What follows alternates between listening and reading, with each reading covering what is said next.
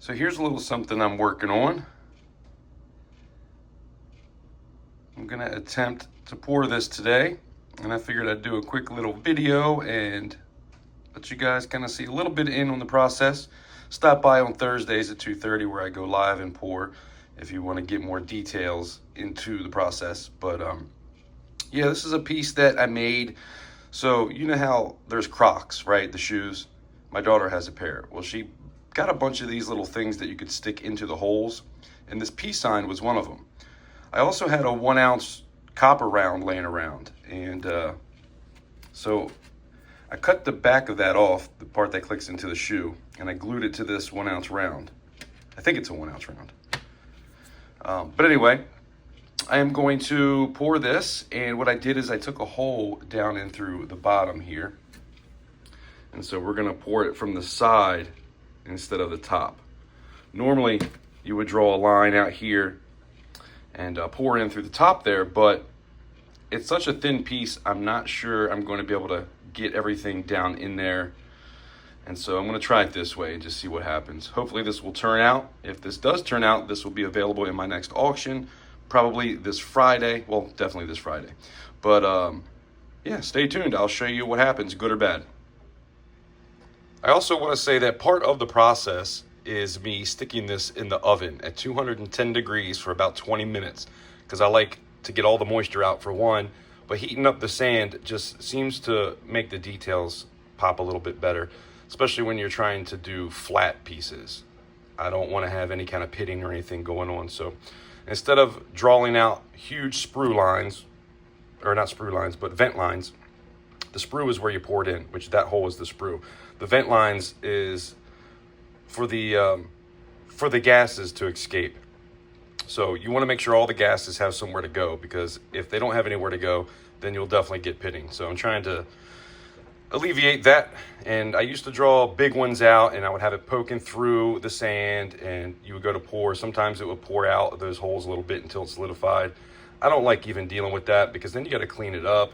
And this seems to work good enough to where the venting is possible, but it's also by heating it up, you know, I guess it all kind of coincides, it all helps. But it just seems like the gases can still escape, but I don't have to draw these huge vent lines that seem to take up a lot of time trying to do all that. So just a little part of my process and how I do it. Everybody's different, but that's what I do, and it seems to be working. But let's see if it's actually going to work good on this one. Stay tuned.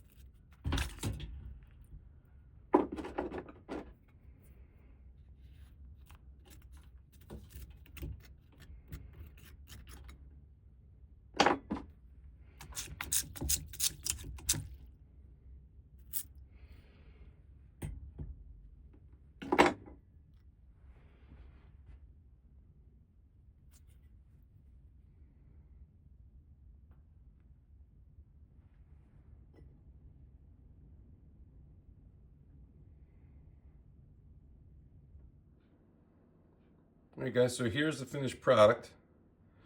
I ran this through the tumbler.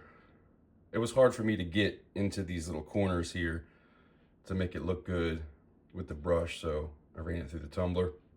I think this is cool. It's got a pretty cool look to it. It's not completely smooth, but on this I kind of like that. and then I stamped the back. I had to bring the sprue straight in from the back instead of coming in from the side because it's kind of thin, and I wasn't sure if that was going to work out good to fill up the whole peace sign.